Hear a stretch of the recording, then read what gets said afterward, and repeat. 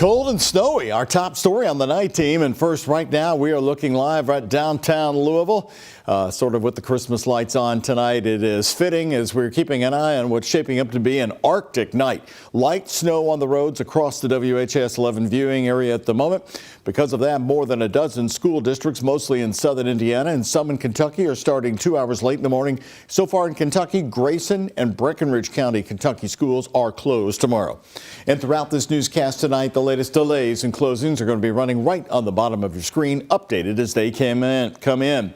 Hi, everybody. I'm Doug Proffitt. Let's check in with Ben right now. And so, Ben, what's causing these delays in the closings for the morning hours? Yeah, most of the roads are going to be just fine, Doug. I had my two-wheel drive driving around this evening. It was just fine. But there is a little bit of a dusting on some of the roads, especially the rural roads outside of the cities in southern Indiana, where it is hilly as well. So you can get just a little bit of that frozen film on the roads, and it can cause some problems on the hills in southern Indiana, especially. That's why we have some of those 2-hour delays. But the snow is now gone, but it was cold enough, even just a dusting, causing some of those slick spots on the roads, especially the untreated county roads. Temperatures here feeling like the teens in many locations, and that's how we are going to start. So make sure the kids are really bundled up heading out the door tomorrow morning. This is 7 a.m. with those wind chills, and anywhere from around 10 to 15 is what it's going to feel like getting started. 20 the actual low temperature for tonight on the thermometer,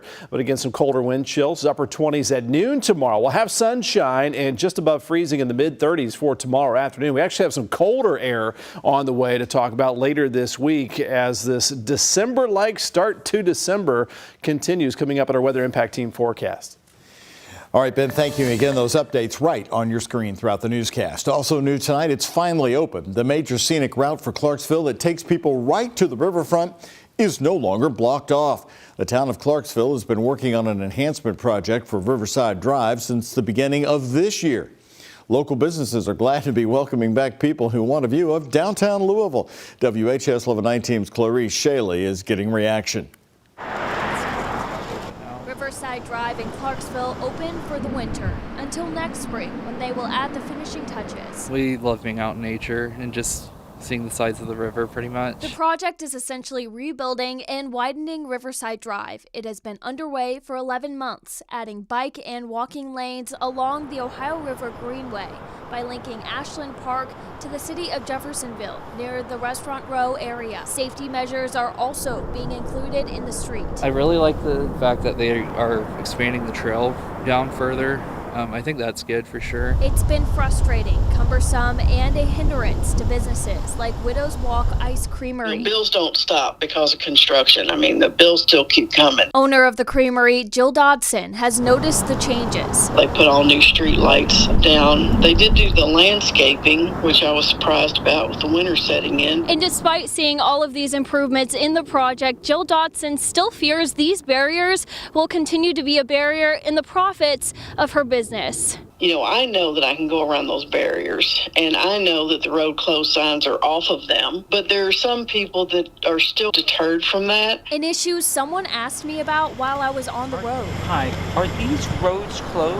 GPS takes people a weird way. DoorDash can't make it. People just turn around, making it hard for Dodson to rely on DoorDash business this winter like years past. I just don't think that implementing the DoorDash this winter is just going to be anything for me to do. I took a pretty good hit. She's crunched the numbers, and they show a loss of 40% of revenue this year. Which really stinks because that 40% is what gets me through the winter. And now it's a waiting game. I just gotta make it now until March. Hibernating with the season until the craving for something cold and sweet returns next year.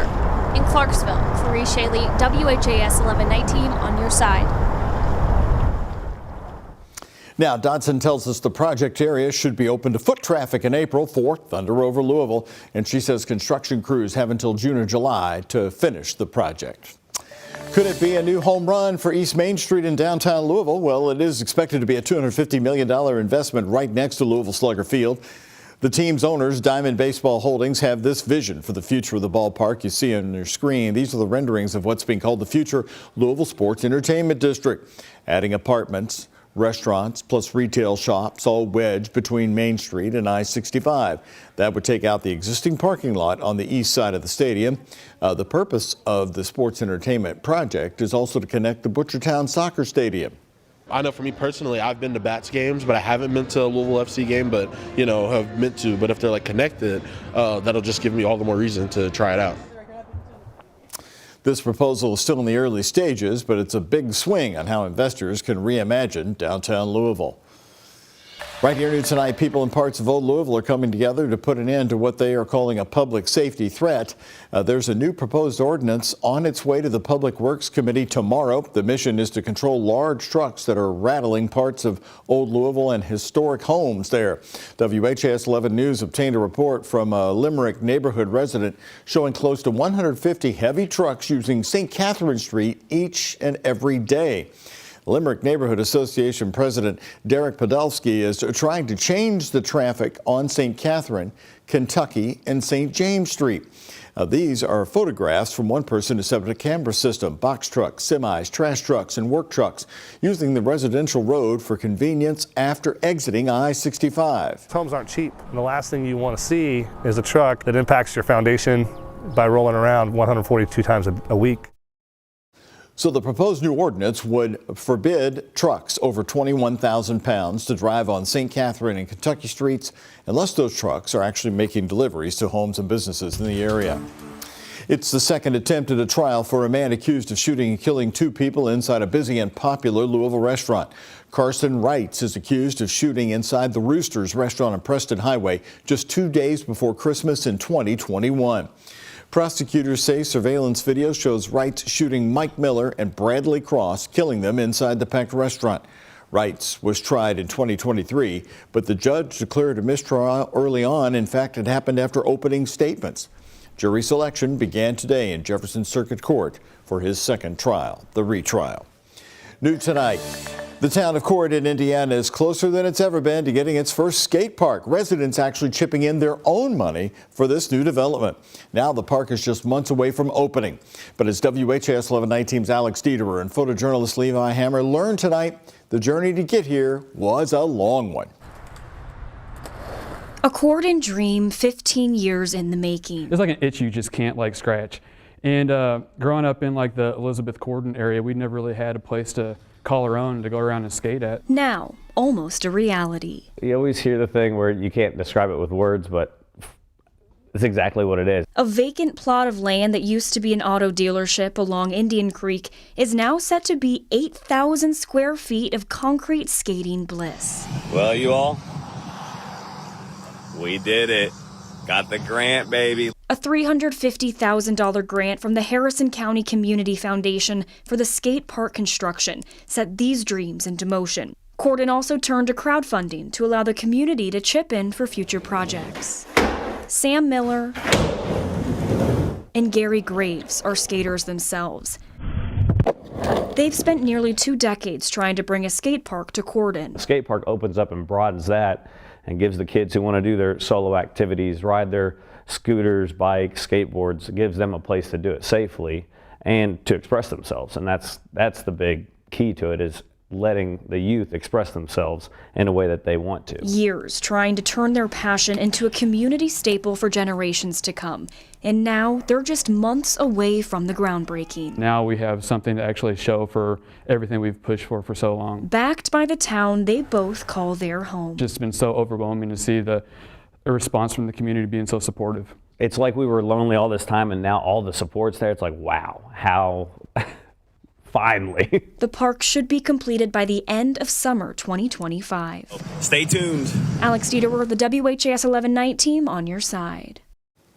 So through the crowdfunding, the town is trying to raise $50,000 by December 23rd for the park, which will then be matched. We've got more information on how to get involved if you're interested at WHAS11.com. And Charlestown, Indiana, by the way, is also trying crowdfunding for $50,000 to create what's called a parklet, which would be built along Short Street right in Charlestown's City Square. The space will be filled with tables and unique seating. The goal of this parklet is to create a welcoming public space where people of all ages can come together. To donate, you can head to the link there on your screen. If the project does reach $50,000 goal by January 25th of next year, the Indiana Housing and Community Development Authority says it will match the $50,000, doubling the amount of funds for the project in Charlestown. It might be the newest sports craze. It's called Skillet curling, and the fun is for a good cause at Paris Town Hall. The bar staff at 16 places in Kentucky and Southern India faced off on the ice tonight, curling with cast iron skillets for the top prize, the Golden Skillet, all to raise money for Apron Incorporated, a local nonprofit that helps support businesses in crisis. The Alcove Bar in Jeffersonville launched the competition last year, and it grew this year to include the Louisville bars. Plus, we're raising money for Apron, and Apron, it's really a perfect benefit factor for this tournament. So 100% of the participation fees, a silent auction. Tito's is out here donating $1 per Tito's vodka drink sold tonight to Apron. So they're going to make some money, and it's really the industry helping its own right here.